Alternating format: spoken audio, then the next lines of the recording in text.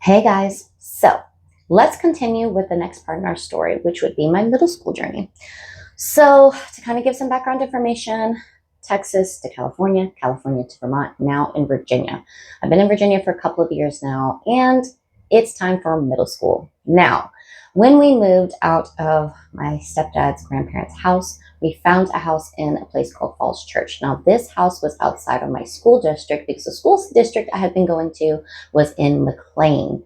Now, when middle school came around, it was like, hey, you can't go to the school that's zoned for McLean for that middle school. You have to go to the school that you're zoned for, which would have been a school called Luther Jackson.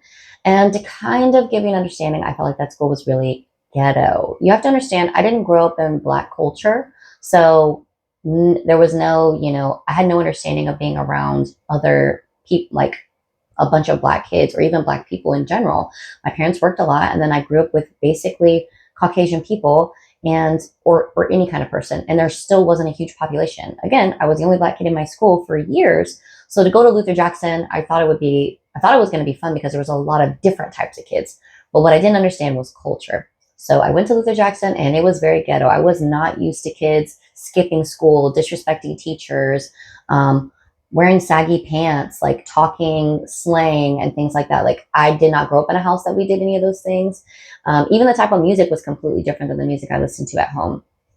And it was very different, and not in all of the good ways. Literally, I would go to school and I would be bullied incessantly, mostly because they would be like, well, you talk white, which I also did not understand because I was thinking to myself, well, slaves didn't talk like you, so how is it that you're speaking like this? My mom put a huge emphasis on me to learn about Black history and in general, and just like people in history of color who'd done exceedingly amazing things, like Frederick Douglass, Sojourner Truth, pretty much any person who had made a big difference in history who was Black. She wanted me to read about that, especially during like slave times, because I felt like she never wanted me to feel like I was limited by my skin color. And so I wasn't in my mind, but it did not bode well when it came time to spend time with my peers at that age, which I think that middle school age is already hard, but it made it even worse. Like, the first literal week that I came home from school, I was trying to get off the bus, and these kids literally tried to jump me off the bus stop. I kid you not. They were like trying to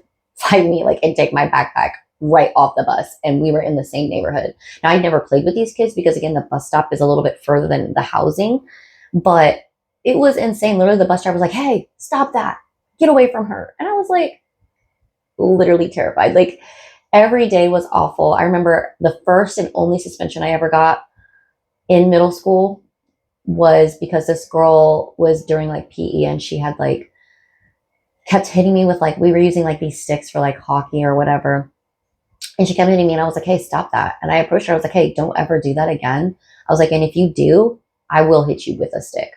And because she was being like exceedingly crazy. Like, she already did not like me, and it was just ridiculous. I don't know why the teacher just didn't call her out, but it was whatever. Well, I tried to like be like, that's that. She didn't want it to be that. She got really loud and belligerent, and the teacher found out about it and was like, and sent us to the principal's office. And so my mom gets to the principal's office, and she's like, why am I here? And I'm like, this girl was hitting me with a hockey stick. No one was doing anything about it. I approached her and told her to stop it. If she didn't, that I would hit her with a stick myself. And then my mom was like, well, she's like, well, what are you writing? And she was like, well, she told me that I have to write that I'm sorry to her. I was like, but I'm not saying I'm sorry because I'm not sorry. And my mom was like, why would you write something if you didn't mean it? And she was like, no. And so it was the one time she was okay with making a suspension. She told her, she was like, it's inappropriate that you're trying to have my daughter apologize to her. My daughter didn't do anything. Now, if she told her that, that's because that girl was hurting her and y'all did nothing. And it just kept getting progressively worse. Like, I had one teacher, and I remember his name was Mr. Henderson, and he was my history teacher, and I loved history. I was the only student that actually did my homework. There were so many times, which also, like, it just says a lot about the school system, which was also very different. I was coming from a school system where you have very high achieving parents who have a lot of money, very rich neighborhood, like a lot of activities for the kids to do after school and otherwise, like very high academics, like college level courses. And then I get to this school, and these kids literally do not care about school. Some of them like cannot read, like, and do simple things. So that there was a huge difference in where I was coming from. And I'm coming from, I have to achieve because it doesn't even matter what school I'm going to. My mom's not accepting less. My mom was one of those moms that was like, oh, you got an A, good, keep getting an A. You got a B, why didn't you get an A? There was not even an option to get like a C. If I got a C, I was already in trouble. So I already knew like I can't come home with C's. I definitely can't come home with incomplete work. I mean, I think I tried that a little bit like in middle school. My mom was like, absolutely not. Don't you ever do that again. And I got in trouble. And so I just learned like I have to perform and achieve. So I was one of the only kids in his class that would actually do my homework. He'd be like, are you the only one that's done your homework again? And he would get so frustrated. It was so funny. And, but eventually I was getting worn down. And just the environment, it was just wearing me down little by little. Like, so eventually I was like, I just don't care. I didn't care about school. I didn't care what my teachers said. And I think they realized like there's something really wrong. Like one of my teachers was like, well, then you're going to suspension. I was like, I don't care. Like, what do you mean don't care? I was like, I don't care. Do whatever. I don't care. I truly don't care. And once we got to that point, and then I went to Mr. Henderson's class after, and he was like, they didn't even do their homework. And I hadn't done my homework. I was like, no, I didn't have time. I didn't do it. He was like, oh, did anyone else do their homework? And he was, and everybody was like 3 people. He's like, all right, well, we're just going to do a pass on that. Everybody just do another, just finish this assignment and then bring it back to me later. It was the only time that I had not done my homework. And it was the only time he gave us all a pass. So I do feel like he liked me as a student. So thank you. Shout out to Mr. Henderson if you're still out there. But my mom was starting to realize it. I would come home and I would just cry every day. I would cry after school. And it wore her down, I think, between probably talking to my teachers, me being so upset, to I actually made them move. So we moved from the house in Falls Church back to a house that was basically kind of like on the border, but it was still zoned for McLean. And I started going to school at the middle school that was zoned for McLean. And I did much better there. It was still an awkward stage. Like I had to learn, like coming from going back to a different environment. Now I'm halfway through the school year, so I don't have my group of friends. So that felt a little bit alienating. This school did feed in from other elementary schools. So there was other types and like races of people there and people from other cultures. So it wasn't just a whiteout like I was used to. So that was also good for me, but it came with some things too, like with just trying to transition. I was behind in my studies because the school I was coming from was just not as good of a school. So that put me behind as well. There was just a lot of transitioning in that time period. And I do remember like being on the bus, the bullying didn't really stop, to be honest. That didn't stop till I was like in high school, and it didn't stop when I changed schools either. It was just a lot less. Like I got on the bus one time and I had like long curly hair. I've always had really long curly hair. My mom would braid it for me. And this little boy like came and like cut a piece of my hair. And my mom was really mad. One, because I was like, I wasn't really sure where I was supposed to go. And I was like, I think I'm supposed to go to SAC. I'm not sure. Like SAC is an after school program, which I think it was like to the firehouse. And you go like to this middle school program, which is at this other location, and the bus drops you off there. And your parents pick you up from there. And so I went there instead of going home. And I'm not sure why I did it. Like, I don't know if I just wanted to be somewhere else or if I just really did not know where I was going. It's been a long time. But this boy cut my hair on the bus, and he cut like a piece off, but it was like a significant amount of hair. And my mom was really angry about it. And so that had to be talked about. So it didn't really stop, but I did learn a few things about myself. I started getting into theater and choir, and that was really therapeutic for me. I was really good at singing, and I love singing. My mom was an amazing singer, but I didn't understand like pitch and like how to read music. And so going to this middle school taught me all those things, and my voice got exceedingly better, and it gave me an outlet, and I began to write music, and that was really therapeutic as well, like at home when I had all this time, again, to myself, because even at this point, I still have so much time just being alone by myself. So there's a lot of that. Now, middle school was also a really cool time because my brother was born, and I was really excited about that. So my brother is way younger than me, obviously, because I was in middle school, but he was supposed to have the same birthday as me. And I feel a little bit bad because when I found out he had the same birthday as me, I said, I really don't want him to have to share the same birthday with me. He needs to get his own birthday, because that's when he was supposed to be born. Well, I feel like God heard it, because then he was born really, really early, and we were really scared because he had like issues with his body, with his kidneys and stuff. And they weren't sure if he was going to make it because he was so early. And while my mom had to go in for like an emergency section and all of this stuff, I remember praying to God, and I was like, God, I'm so sorry. I was like, I really want my brother to be born. And I felt so bad. I was like, if you want to spare my brother, but you have to take me instead, then please, because I feel so bad and I don't want my brother not to make it. Thankfully, God was a really great God and he saved his life. He is much older now and is very successful and completely healthy, at least enough to do what he needs to do with his life. So, but it was a way, again, to see God's power and what he was able to do, because he, even though he stayed in the NICU for a really long time, and I used to say, like, he's really hairy for like a baby. Like, it goes away after a while because he was like really early.